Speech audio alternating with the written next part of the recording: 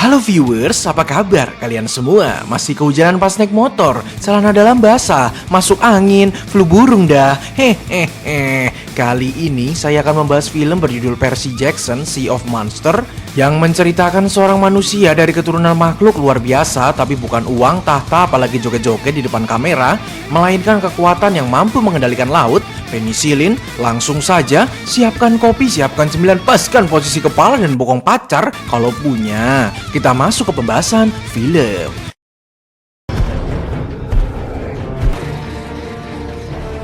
Berlatar dalam sebuah hutan yang gelap dan mencekam, kita di bawah flashback terdapat 4 orang anak yang terlihat sedang dikejar oleh sosok makhluk, tapi bukan Wewe Gombel atau Ndruwo, melainkan sosok monster. Di sela pelariannya, salah satu rekannya terjatuh karena penyebab pada umumnya kesandung, sehingga mereka pun harus terhenti untuk membantu rekannya. Anak-anak ini bernama Thalia, Annabeth, Grave, dan Luke. Karena hal tersebut, sang monster pun semakin dekat, akan mustahil bila mereka lolos. Seorang anak yakni Thalia pun mengorbankan dirinya untuk menghadang sang monster agar teman-temannya bisa selamat. Dan benar saja, Thalia pun harus tewas di tangan monster. Namun pengorbanannya tidak sia-sia, di mana hal luar biasa terjadi. Ternyata Thalia ini adalah keturunan dari Dewa Zeus. Nah lo, namun tiba-tiba berubah menjadi pohon, dan pohon tersebut membentuk sebuah perisai agar para monster tidak lagi bisa mengganggu manusia. And her tree for their death. Singkat cerita, kita pun dibawa ke zaman saat ini, modern, pada sebuah camp akademi yang berisi keturunan manusia setengah makhluk mitologi. Kita diperkenalkan dengan pria bernama Percy yang sedang mengikuti lomba semacam panjat pinang, namun dengan versi yang berbeda dan mengandung unsur jotos-jotosan. Hingga saat Percy ingin mencapai puncak, ia melihat seseorang sedang dalam kondisi berbahaya. Ia pun merelakan kemenangannya yang padahal sudah di depan mata dan lebih memilih menyelamatkan pemuda tersebut. Dan wanita cerewet yang memenangkan lomba tersebut bernama Clarissa, yang merupakan keturunan dari dewa perang yakni Ares. Dan untuk kedua rekan Percy ini adalah seorang anak kecil yang diceritakan pada awal film yang kini sudah tumbuh dewasa. Singkat cerita, bersama temannya, Percy dipanggil oleh guru di akademi tersebut bernama Dr. Dionysus, yang merupakan seorang centaurus yang menyampaikan bahwa Percy memiliki saudara yang saat ini sedang berada di akademi untuk menemui Percy. Namun kalian akan dibuat terkejut ketika mengetahui saudara Percy yang ternyata adalah manusia dengan mata satu. Pria tersebut bernama Tyson, tidak pakai mic. Tentu penampilan Tyson yang berbeda menjadi pusat perhatian banyak orang. Percy sendiri masih belum meyakini bahwa Tyson benar adalah saudara satu bapak dengannya. Singkat cerita, di sela makan siangnya bersama siswa yang lain, tiba-tiba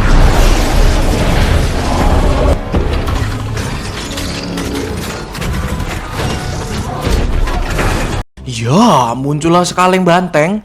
Dengan musik dramatis dan suasana yang dipaksa untuk menegangkan, ditambah banteng yang cukup tidak menyeramkan, akademi tersebut diporak-porandakan. Berbagai cara dilakukan, menusuk, menunggangi hingga disembur kembal api, namun tak ada satupun yang berhasil. Singkat cerita, Percy pun memancing sang banteng agar menjauh dari keramaian. Dengan pedang pusaka sang ayah dan bantuan sutradara, Percy melempar pedang tersebut ke dalam mulut banteng hingga meledak. Di akhir action Percy terdapat pria yang entah kenapa dan karena apa, tiba-tiba ia terlihat jengkel dengan Percy membawa sebotol biru-biru, yang ternyata pria ini adalah Luke yang sudah dewasa. Pasca kejadian tersebut, tentu mereka keheranan bagaimana perisai pelindung berasal dari Zeus bisa hancur oleh sekaleng banteng. Setelah diselidiki, ternyata hal tersebut terjadi karena ada seseorang yang meracuni pohon tersebut sehingga membuat perisainya lemah. Dan Dr. D menemukan cairan racun yang terlihat sama seperti milik Luke. Dan tanpa diduga, ternyata Luke merupakan keturunan dari Titan Kronos.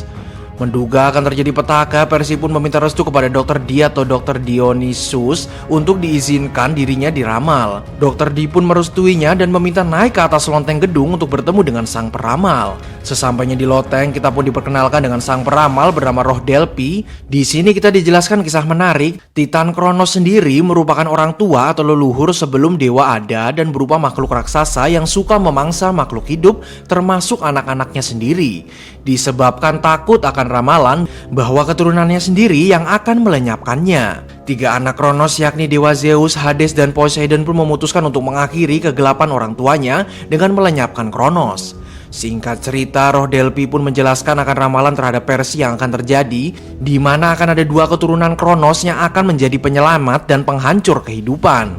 Mendengar hasil ramalan Percy dan sedikit ide dari 2 rekannya, bisa dibilang kepala akademi pun menunjuk 2 orang untuk melaksanakan misi mendapatkan kain yang dapat menyembuhkan segala makhluk hidup, kita sebut saja kain penyembuh. Namun pilihannya di luar dugaan, di mana sang kepala akademi memilih satir sebagai penunjuk jalan bernama H1 bla bla bla, bisa dibaca sendiri, dan pemimpin penyelamatnya adalah Clarissa. Oh, don't worry about always coming in second, Jax. Percy pun tidak mau sampai terjadi kesalahan, ia pun bersama kedua rekannya diam-diam ikut untuk mencari kain penyembuh tersebut. What good is a prophecy? Di sela perjalanan Percy tim, tiba-tiba terdengar suara berisik yang ternyata Tyson mengikuti mereka. Pada akhirnya Percy pun membiarkan Tyson untuk ikut dengan mereka.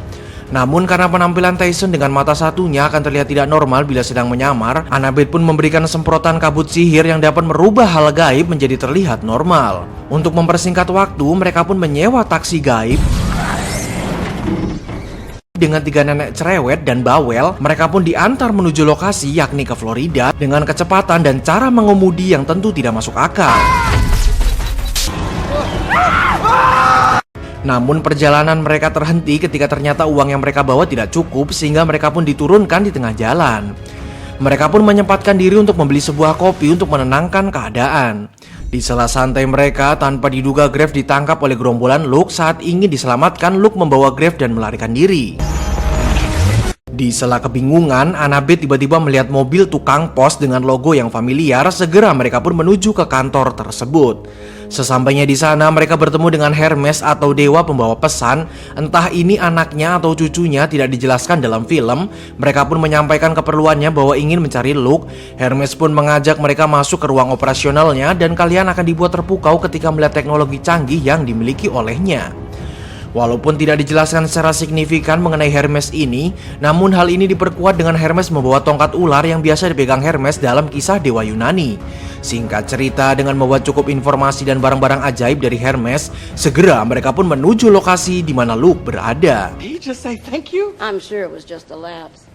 Karena saat ini Luke berada di tengah laut, Tyson pun mencoba berkomunikasi dengan sang ayah Poseidon untuk meminta bantuan kepadanya. Tiba-tiba muncul makhluk dari dasar laut berwarna indah ala gulali, yang ternyata itu merupakan makhluk berwujud kuda semi-semi lele. Dengan lenggak-lenggok ala biduan, mereka pun diantar ke lokasi kapal Luke berada. Sesampainya di kapal, segera mereka menyelinap berniat ingin menyelamatkan Graver. Namun naas, penjelinapan mereka harus terbongkar ketika makhluk peliharaan Luke, yakni kucing semi-semi kalajengking, menghadang mereka. Luke pun menjelaskan kepada mereka bahwa saat ini Graves tidak bersama mereka, melainkan sudah dibuang ke sebuah pulau di mana monster Cyclops berada, dilanjut menahan mereka di penjara kapal. Singkat cerita, di sela kegalauan mereka di dalam penjara, tiba-tiba Annabeth teringat akan benda ajaib yang dibekali oleh Hermes yang saat ini berada di tasnya. Segera Percy pun menggunakan kekuatan Poseidonnya untuk menggoyangkan kapal. Pada akhirnya ransel mereka berhasil didapatkan dengan segera Percy menggunakan untuk terbebas dari kurungan. Setelah terbebas, mereka pun mencoba meloloskan diri dengan menggunakan kapal sekoci, namun pelarian mereka sempat dihadang oleh Luke dan gerombolannya. Dengan kekuatan dari keturunan dewa Poseidon, akhirnya Percy pun menunjukkan powernya dengan mengendalikan air ala Avatar, menyiram anak buah Luke dan melarikan diri. Singkat cerita, ketika Percy dan kawan-kawan sudah cukup jauh dari Luke di tengah laut, tepatnya di lautan monster, mereka mendapati sirip di sekelilingnya, sempat menduga bahwa itu adalah kumpulan hiu. Namun tak lama sirip-sirip tersebut semakin banyak, yang ternyata itu bukan hiu, melainkan sang penjaga monster laut yang disebut Kudis, bukan Kudis. Segera mereka pun mencoba menyelamatkan diri, namun sia-sia. Karena sedari awal mereka sudah masuk perangkap monster, pada akhirnya mereka harus masuk ke dalam mulut monster tepat di tengah pusaran tersebut. Namun karena ini bukan film action dengan kebrutalan membabi buta, layaknya Nabi Nuh, mereka terbangun di dalam perut monster. Tanpa diduga di dalam perut tersebut mereka menemukan Clarissa dan anak buahnya dengan kapal tempur tuanya yang ternyata juga dimakan oleh monster. Di sela pertemuan full debat, air di sekeliling mereka tiba-tiba kembali bergerak. Tanpa diduga, pergerakan mengarah ke bisa dibilang lambung dari si monster untuk mencerna makanannya. Seketika perdebatan mereka berubah menjadi kerjasama, di mana Clarissa mencoba mengemudikan kapal agar lolos dari penggiling tersebut, sedangkan Percy mencoba untuk menghancurkan dinding perut monster agar bisa lolos.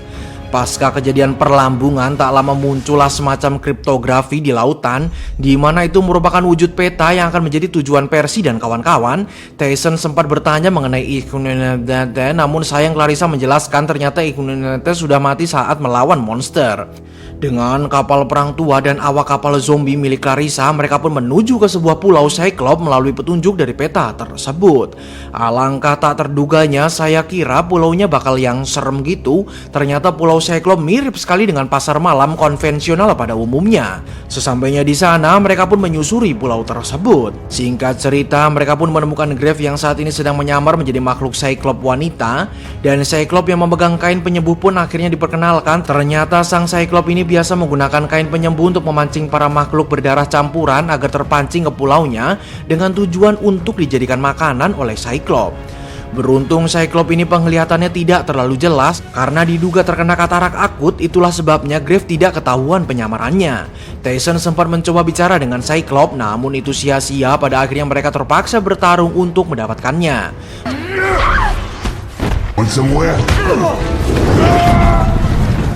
Setelah mereka berhasil mendapatkan kain dan berniat untuk segera kembali ke akademi, tiba-tiba muncullah Luke dan gerombolan untuk merebut kain penyembuh. Luke pun menembakkan anak panah ke arah Percy, namun ia diselamatkan oleh Tyson hingga membuatnya tertusuk panah dan terjatuh ke jurang. Pada akhirnya mereka pun lagi-lagi berhasil ditangkap oleh Luke. Setelah Luke berhasil mendapatkan kain penyembuh, Percy dan kawan-kawan pun disekap. Dilanjut Percy menggunakan kain penyembuh untuk membangkitkan sang Titan Kronos yang berada di dalam peti. Percy yang awalnya full semangat dan tabah, seketika ia patah semangat dikarenakan kematian saudaranya Tyson. Namun karena ia memiliki teman-teman yang benar menyayanginya, bukan yang ada maunya, Percy pun bangkit setelah mendengar motivasi dari rekan-rekannya. Dengan pedang warisan sang ayah, Percy membebaskan kawan-kawannya dan bersiap berperang.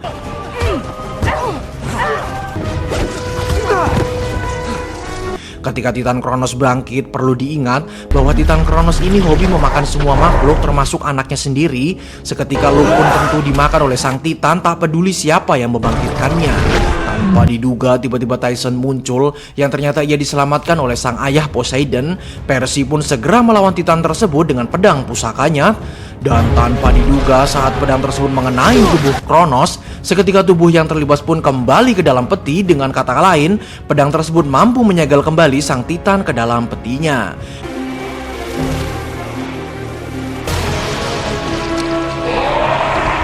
Pasca Percy mengalahkan Titan, mereka pun lengah atas kemenangannya sehingga Annabeth tertusuk oleh makhluk peliharaan Luke. Dengan penuh emosi karena telah ikut-ikutan mabar padahal nggak diajak main, sang monster siluman jadi-jadian pun cukup dipenggal ekornya dan mati. Ya, sungguh tidak seni sekali matinya. Pada akhirnya Annabeth coba untuk disembuhkan dengan kain penyembuh. Benar saja, kain tersebut mampu menyembuhkan Annabeth. Singkat cerita, mereka pun kembali ke camp akademi mereka untuk menyembuhkan Thalia agar perisainya dapat kembali melindungi dari serangan makhluk buas. Namun efek penyembuhan dari kain tersebut di luar perkiraan, di mana kain tersebut tidak hanya menyembuhkan pohon perisai melainkan juga menyembuhkan Thalia. Kisah pun ditutup dengan Thalia sang putri Zeus kembali hidup dan Percy teringat kembali akan ramalannya mengenai apakah dua orang anak dewa yang dimaksud ramalan adalah Percy dan Thalia. Bila iya, siapakah yang akan menjadi penghancur keselamatan bumi? Film pun berakhir. Film yang sungguh mengposeidonkan. Terima kasih untuk kalian yang sudah menonton filmnya sampai habis. Untuk filmnya ini saya bisa bilang sangat family sekali ya. Film yang notabene sangat beradrenalin, mungkin karena sasaran penontonnya semua umur termasuk anak di bawah umur. Jadi unsur kebrutalannya agak diminimalisir. Silahkan kalian tonton fullnya, cukup menghibur, ada bagian scenes bagus yang tidak ditampilkan. Oke, saya mau ngopi dulu biar nggak stres. Buat yang baru nonton di subscribe lah. Sekian.